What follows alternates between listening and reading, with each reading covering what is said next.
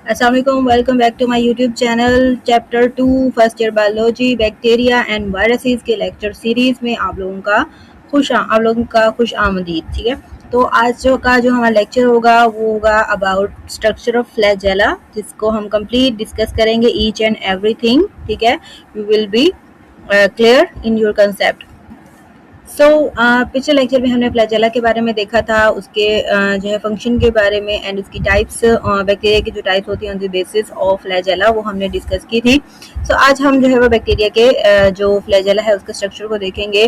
Bacteria का जो flagella होता है यानी कि प्रोकैरियोट्स का जो फ्लैजेला होता है वो यूकैरियोट्स के फ्लैजेला से बिल्कुल डिफरेंट होता है। There is no 9+2 pattern. ठीक है, सिर्फ और सिर्फ जो फ्लैजेला है वो फ्लैजलिन प्रोटीन का बना हुआ होता है बैक्टीरिया के अंदर, और इसके अंदर कुछ भी नहीं होता। मतलब जो यूकैरियोट्स हैं उनमें भी कुछ यूकैरियोट्स के अंदर भी फ्लैजेला मौजूद होता है, बट उनका जो स्ट्रक्चर है वो थोड़ा सा कॉम्प्लेक्स होता है। बैक्टीरिया इटसेल्फ इज सिंपल, सो इसका जो फ्लैजेला है वो भी सिंपल होगा। इसके जो फ्लैजेला है उसके 3 मेन पार्ट्स हैं।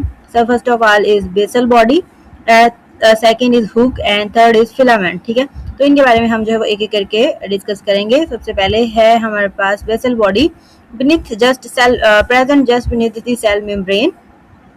सेल मेम्ब्रेन जैसे बैक्टीरिया की जो सेल वाल, सेल मेम्ब्रेन के बारे में पढ़ा था। सबसे पहले जो लेयर आती है वो सेल वाल आती है, फिर उसके नीचे आती है सेल मेम्ब्रेन, देन उसके बाद साइटोप्लाज्म। जो बेसल बॉडी है उसकी फ्लैजेला की, वो सेल मेम्ब्रेन के बिल्कुल नीचे मौजूद होती है। यहाँ पर आप लोगों को नजर आ रही है ब्लू कलर की जो है ये इसकी बेसल बॉडी है। ठीक है, देन उसके बाद है हमारे पास ये सारा, इसके नीचे वाला भी पार्ट इसकी बेसल बॉडी आ जाती है, मतलब जो उसकी रूट होती है जहां से वो स्टार्ट हो रहा है। Consist of rotating rings. ठीक है, किस पे मौजूद होता है ये रोटेटिंग रिंग्स पे मौजूद होता है। 1 pair in gram positive bacteria and 2 pair in gram negative bacteria. ठीक है, तो ये जो रोटेटिंग रिंग्स होती हैं इसके ग्राम पॉजिटिव में 1 पेयर होता है और ग्राम नेगेटिव में 2 पेयर होते हैं इन रोटेटिंग रिंग्स के। ठीक है, the ring anchor the flagellum in the cell membrane and cell wall. तो ये रिंग जो है वो क्या करती है, इस फ्लैजेला को इसके अंदर जो है वो एम्बेड करती है, यानी कि एंकर करती है। जैसे प्लांट्स की रूट्स होती है ना, जो उसको सॉइल में एम्बेड करके रखती हैं, उसको एंकर करके रखती हैं, वैसे ही फ्लैजेला की जो है वो बेसल बॉडी है जो कि उसको सेल मेम्ब्रेन और सेल वॉल के दरमियान में जो है वो मजबूती से एंकर करके रखती है। ठीक है, देन उसके बाद आता है उसका हुक। ठीक है, ये बेसल बॉडी है, उसके ऊपर है इसका हुक।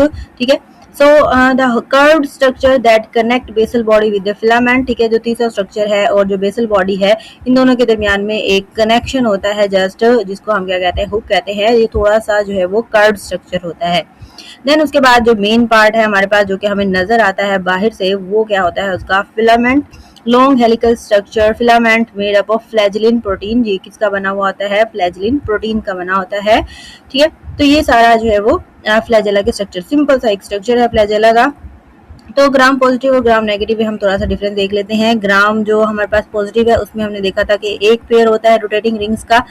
ये हमारे पास क्या है, 1 पेयर है। और जो हमारे पास ग्राम नेगेटिव है उसमें क्या होते हैं, 2 पेयर्स ऑफ रोटेटिंग रिंग्स होते हैं। ये थोड़ा सा एक इसकी वजह से भी थोड़ा सा इनमें डिफरेंस आ जाता है। Then flagella. ठीक है, फ्लैजेला का स्ट्रक्चर यहाँ पर कंप्लीट हो जाता है। यहाँ पर देखते हैं हम की टेकअवे क्या है हमारे पास। Bacteria The bacterial flagellum is a complex rotatory structure made of 3 main components: basal body, hook, filament that work together to provide motility। जो फ्लैजेलम होता है वो एक लॉन्ग स्ट्रक्चर होता है, रोटेटरी होता है। ठीक है, वो उसकी मदद से जो इसकी जो बेसल बॉडीज हैं, जो रिंग्स हैं, रोटेटिंग रिंग्स, उसकी वजह से जो है वो मोटिलिटी में हेल्प करता है। बहुत ज्यादा जो है वो रोटेटिंग की रिंग्स की वजह से हेल्प होती है। बट जो पिलाई होती हैं, ठीक है, फ्लैजेला के साथ साथ कुछ बैक्टीरिया के पास कुछ शॉर्ट हेयर लाइक स्ट्रक्चर्स भी होते हैं जो कि क्या कहलाते हैं, पिलाई कहलाते हैं। उनका स्ट्रक्चर भी हम देखेंगे। Pili are shorter appendages that help in attachment and conjugation. Pili जो है वो क्या होते हैं, हेल्प करते हैं अटैचमेंट में एंड कॉन्जुगेशन में। और जो फ्लैजेला है उसका हमने पढ़ा था कि मोटिलिटी यानी कि मूव करने में हेल्प करते हैं। दूसरा जो केमिकल सिग्नल की डिटेक्शन है उसको डिटेक्ट करने में भी हेल्प करते हैं। Pili or fimbria. Some bacteria have pili, singular pilus. That these are non-helical filamentous appendages and are smaller and thinner than flagella. Non helical होते हैं, मतलब इनके अंदर कोई रोटेटिंग रिंग्स वगैरह नहीं होती, सिंपली एक प्रोजेक्शंस होती हैं सेल मेम्ब्रेन की। Pili are used for attachment of bacteria to various surfaces. ठीक है, कुछ सबस्ट्रेट के साथ अटैच होने में या होस्ट के सरफेस से अटैच होने के लिए ये पिलाई हेल्प करती हैं। Pili are also involve in the mating process. ठीक है, जो एक सेक्सुअल रिप्रोडक्शन का एक अमल होता है बैक्टीरिया के अंदर जिसको हम कॉन्जुगेशन कहते हैं, उसमें भी पिलाई क्या करते हैं, दो बैक्टीरिया को आपस में जो है वो अटैच होने में हेल्प करते हैं, मेटिंग में हेल्प करते हैं, ताकि उनका जो जेनेटिक मटेरियल है वो एक्सचेंज हो जाए। सो ये all about, that is all about flagella and pili. So hopefully आप लोगों का जो स्ट्रक्चर ऑफ फ्लैजेला वाला जो टॉपिक था वो क्लियर हो गया होगा। सो स्ट्रक्चर ऑफ फ्लैजेला बिल्कुल सिंपल सा एक स्ट्रक्चर है, ठीक है, इजी टू रिमेम्बर। सो मैं थोड़ा सा रिवाइज करवा देती हूँ।